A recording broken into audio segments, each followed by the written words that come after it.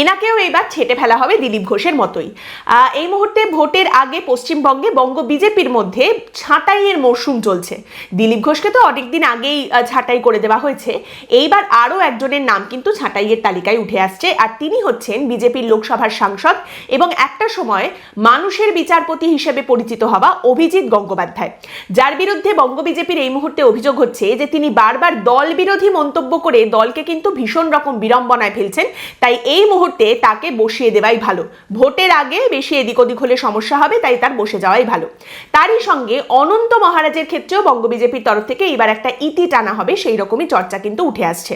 বা বলা ভালো, বঙ্গ বিজেপিতে ভোট পর্যায়ে যাদের কথায় জল উঁচু বললে উঁচু, জল নিচু বললে নিচু, তারা মনে করছেন দিলীপ ঘোষ, অভিজিৎ গঙ্গোপাধ্যায়, অনন্ত মহারাজ এই মুহূর্তে সম্পূর্ণভাবে বাতিলের খাতায়। বিজেপির তরফ থেকে সম্প্রতি একটি অনুষ্ঠানের আয়োজন করা হয়েছিল। বিজেপির অন্যতম আদি পুরুষ অটল বিহারী বাজপেয়ীর জন্মদিনে বিজেপি একটি সম্মেলনের আয়োজন করেছিল এবং সেখানে বিজেপির সমস্ত আদি নেতাদের আমন্ত্রণ জানানো হয়েছিল। এবার সেখানে শ্রমিক ভট্টাচার্য, বর্তমানে যিনি আপনারা জানেন পশ্চিমবঙ্গ বিজেপির রাজ্য সভাপতি, তিনি বার্তা দেন যে দেখুন, আর কিন্তু আপনারা বসে থাকবেন না, আপনারা ঝাঁপিয়ে পড়ুন, আদি নব্য নতুন পুরনো সমস্ত নেতাদের একসঙ্গে মিলে কাজ করতে হবে, আপনাদেরও সামনে নিয়ে আসা হবে, আদি নেতারাও সামনে আসবেন, অতএব সবাইকে একসঙ্গে ঝাঁপিয়ে পড়তে হবে। শ্রমিক ভট্টাচার্য বলেন যে দেখুন, এখন একটা নতুন শব্দবন্ধ চারিদিকে ঘুরে বেড়াচ্ছে, সেটা হচ্ছে আদি নেতা। আসলে পুরনো নেতাদের যেমন দায়িত্ব রয়েছে, তেমনি নতুন যারা, তাদের ছাড়াও তো দল বাড়বে না, নতুনরা না আসলে তো দলটা বাড়তো না।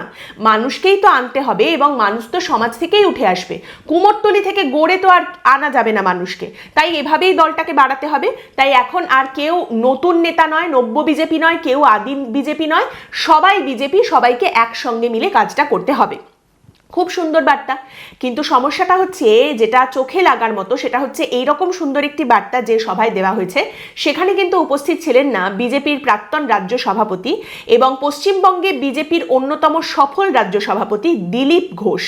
তিনি এই সভায় আমন্ত্রণ পাননি।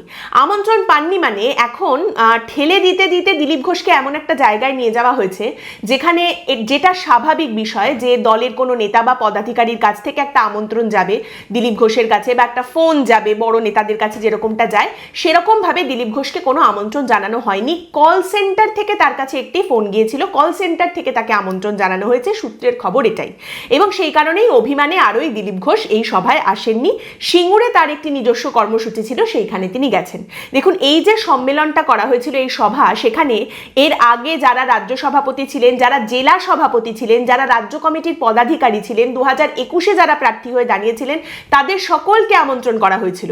বিশ্ব হিরো রাহুল সিনহা, তাকেও কিন্তু আমন্ত্রণ জানানো হয়েছিল, কারণ তিনিও তো এত দিন ধরে দলটার সঙ্গে যুক্ত রয়েছেন, যেভাবেই হোক বারবার পরাজিত হয়েও তিনি বিজেপিতেই রয়েছেন, এত বছর ধরে বিজেপির কাজ করেছেন। তো এরকম সকলকেই আমন্ত্রণ জানানো হয়েছিল সঠিকভাবে, কিন্তু দিলীপ ঘোষকে কোনো নেতা ফোন করেননি, দিলীপ ঘোষকে কোনো পদাধিকারী কোনোভাবে আমন্ত্রণ জানাননি, কোনো আমন্ত্রণ পত্র তার কাছে পাঠানো হয়নি, তাকে একটা কল সেন্টার থেকে আমন্ত্রণ জানানো হয়েছিল। সেই কারণেই তিনি এই সম্মেলনে যোগদান করেননি। সম্প্রতি আপনারা জানেন পশ্চিমবঙ্গে প্যাটিস কাণ্ড নিয়ে একেবারে তোলপাড় হয়ে গেছে রাজ্য রাজনীতি, সরগরম পরিস্থিতি। প্যাটিস বিক্রেতা, একজন মুসলিম প্যাটিস বিক্রেতা, গীতা পাঠের অনুষ্ঠান যেদিন হচ্ছিল ব্রিগেডে ময়দানে, সেই দিন তিনি সেখানে প্যাটিস বিক্রি করছিলেন এবং কিছু লোকজন তাকে মারধর করে। আমিষ প্যাটিস তিনি বিক্রি করছিলেন এই বলে তাকে মারধর করে কিছু বীরপুরুষ এবং তার জিনিসপত্র যা ছিল সেগুলো ভেঙে ফেলে দেয়। এবার এই ঘটনা ঘটার পর রাজ্য রাজনীতিতে নানা রকম কথাবার্তা তরজা শুরু হয়ে যায়। বিজেপির মধ্যে থেকে এই বিষয়টা নিয়ে দুরকম মত সামনে উঠে আসে। প্রথমেই বিরোধী দলনেতা শুভেন্দু অধিকারী স্পষ্ট জানিয়ে দেন যে এই হামলা ন্যায়সঙ্গত, যারা মারধর করেছে তাদের পাশে শুভেন্দু অধিকারী রয়েছেন, সে কথা তিনি স্পষ্ট বলে দেন এবং তারই সঙ্গে যারা মারধর করেছে সেই হামলাকারীদের শুভেন্দু অধিকারী সংবর্ধনাও দেন। এবং এই সংবর্ধনার পোস্ট করে সমাজ মাধ্যমে শুভেন্দু অধিকারী লেখেন, ধর্মরক্ষায় সনাতনীদের লড়াই জারি থাকবে, আর এই লড়াইয়ে অংশগ্রহণকারী প্রত্যেক হিন্দুর পাশে অসংখ্য হিন্দুত্ববাদীদের সাথে আমিও আছি। এবার এইখানেই আরেকটি মতামত সামনে রাখেন বিজেপির আরেক নেতা, বিজেপির সাংসদ অভিজিৎ গঙ্গোপাধ্যায়। তিনি বলেন, তাকে যখন এই নিয়ে প্রশ্ন করা হয়, তিনি বলেন এটা অত্যন্ত অন্যায় কাজ হয়েছে, একজন গরিব মানুষ তাকে এভাবে মারধর করা অত্যন্ত অন্যায় কাজ হয়েছে। একজন গরিব মানুষ, তার পুঁজি তুমি ফেলে দেবে, নষ্ট করে দেবে, তাকে মারধর করবে, এটা কি করে হতে পারে? এটা সম্পূর্ণ একটি অপরাধ হয়েছে। তারই সঙ্গে অভিজিৎ গঙ্গোপাধ্যায় বলেন, দেশে অনেক বড় বড় ব্যবসায়ীরা রয়েছে যারা দেশটাকে শোষণ করছে, কই পারলে তাদের গিয়ে মারো তো। এইখানে একটা গরিব গরিব লোককে পেয়েছো তাই তার উপরে চড়াও হচ্ছ। তারই সঙ্গে অভিজিৎ গঙ্গোপাধ্যায় বলেন, যারা মারধর করেছে ওরা কেউ বিজেপির নয়, এরা হিন্দু সেজে এসেছিল, খুঁজে বার করতে হবে এরা আসলে কে। এবং তারই সঙ্গে অভিজিৎ গঙ্গোপাধ্যায়কে যখন প্রশ্ন করা হয় যে আপনার দলের তরফ থেকে তো সংবর্ধনাও দেওয়া হয়েছে এদের, সেই প্রসঙ্গে অভিজিৎ গঙ্গোপাধ্যায় বলেন যে এই সংবর্ধনা যারা দিয়েছে তাদের সঙ্গে আমার এখনো দেখা হয়নি, দেখা হলে আমি এই বিষয়টা নিয়ে নিশ্চয়ই বলবো। তাহলে একদিকে রয়েছেন বিরোধী দলনেতা শুভেন্দু অধিকারী, তিনি বলছেন যারা মারধর করেছে তারা ঠিক কাজ করেছে এবং একজন সনাতনী হিসেবে সনাতনীদের এই লড়াইয়ের পাশে তিনি রয়েছেন, এবং এই হিন্দুরা যারা হিন্দু ধর্মের জন্য এই লড়াই করেছেন এবং মারধর করেছেন তাদের পাশে হিন্দুত্ববাদী হিসেবে তিনি রয়েছেন, আরো অনেক হিন্দুরা রয়েছেন। আরেকদিকে অভিজিৎ গঙ্গোপাধ্যায় বিজেপির সাংসদ, বিজেপির নেতা, তিনি বলছেন যারা মারধর করেছে অত্যন্ত অন্যায় কাজ করেছে এবং যারা মারধর করেছে তারা কেউ বিজেপির নয়, তারা হিন্দু সেজে এসেছিল। তাহলে এখানে বিজেপি কি মনে করছে বা বিজেপির সমর্থক যারা রয়েছেন তারা কি মনে করছেন, কার মতামতটা ঠিক? যে কোনো একজন এখানে ঠিক হতে পারেন, হয় শুভেন্দু অধিকারী ঠিক আর না হলে অভিজিৎ গঙ্গোপাধ্যায় ঠিক। আর যদি দুজনেই ঠিক হন তাহলে তারা কিন্তু দুজনে একই দলে থাকতে পারবেন না। অভিজিৎ গঙ্গোপাধ্যায় আরো বলেছেন যারা এই ঘটনা ঘটিয়েছে তাদের বিনাশ চাই। এবার দেখুন, অভিজিৎ গঙ্গোপাধ্যায়ের এটা কিন্তু দ্বিতীয় স্ট্রাইক, মানে এটাকে দল বিরোধী মন্তব্য হিসেবে বিজেপির তরফ থেকে বলা হচ্ছে, এবং সেদিক থেকে দেখতে গেলে এটা অভিজিৎ গঙ্গোপাধ্যায়ের দ্বিতীয় স্ট্রাইক। কারণ কিছুদিন আগে অভিজিৎ গঙ্গোপাধ্যায় বিজেপির বিরুদ্ধেই সরব হয়েছিলেন এবং তিনি বলেছিলেন যে পশ্চিমবঙ্গে যে মানুষজন রয়েছেন তাদের মন মেজাজ এগুলো সম্পর্কে দিল্লিওয়ালা নেতাদের কোনো ধারণা নেই, তারা এগুলো বুঝতে পারবে না। হিন্দি বলয় থেকে নেতা নিয়ে এসে পশ্চিমবঙ্গে জেতা যাবে না।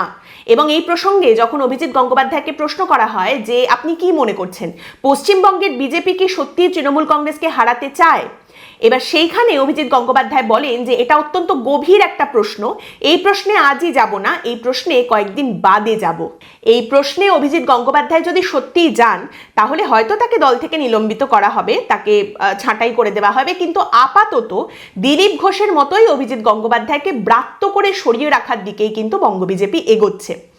দেখুন, বঙ্গ বিজেপিতে যখন অভিজিৎ গঙ্গোপাধ্যায় যোগ দিয়েছিলেন তিনি মনে করেছিলেন যে বিজেপি হচ্ছে সেই বুনো ওল যে কিন্তু তৃণমূল নামক বাঘা তেঁতুলকে পেড়ে ফেলতে পারবে।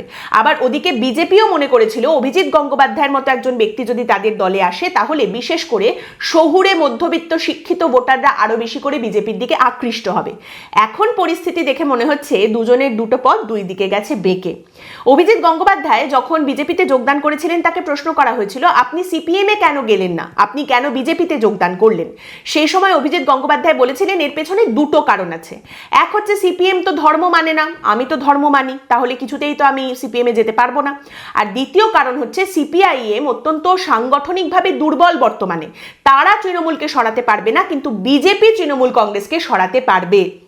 সেই অভিজিৎ গঙ্গোপাধ্যায়কে নিয়ে এখন সোশ্যাল মিডিয়া জুড়ে বিজেপির সমর্থকরা লিখছেন যে একটা সময় মুকুল রায় যেরকম ষড়যন্ত্র করে বিজেপিতে ঢুকেছিল বিজেপিকে ধ্বংস করে দেবার জন্য, সেই রকমই বিকাশ রঞ্জন ভট্টাচার্যের সঙ্গে অভিজিৎ গঙ্গোপাধ্যায় ষড়যন্ত্র করে বিজেপিতে ঢুকেছেন বিজেপিকে ধ্বংস করে দেবার জন্য।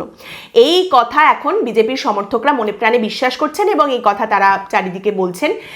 একজন অভিজিৎ গঙ্গোপাধ্যায় যাকে নিয়ে দুদিন আগে পর্যন্ত বিজেপির সমর্থকরা রীতিমতো গদগদ ছিলেন, আজ কিন্তু তার বাপ বাপান্ত করছেন সেই সমর্থকরাই। এইখানে খুব ইন্টারেস্টিংলি অভিজিৎ গঙ্গোপাধ্যায় প্যাটিস কাণ্ডের পরে কিন্তু আবার দিলীপ ঘোষকে টেনে এনেছেন।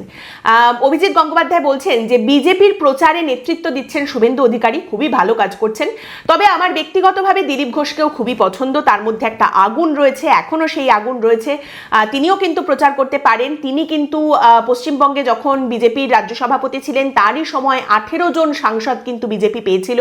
আমরা এখন পিছিয়ে গিয়েছি, যেখানে তাকে ক্রেডিট দেওয়ার সেখানে তো দিতেই হবে, এবং এখনো অবশ্যই তার সামনে আসা উচিত এবং তাকে আরো বেশি করে প্রচারে নিয়ে আসা উচিত। এবং তারই সঙ্গে অভিজিৎ গঙ্গোপাধ্যায় বলেন বিয়ে করাটা কোনো অপরাধ নয়।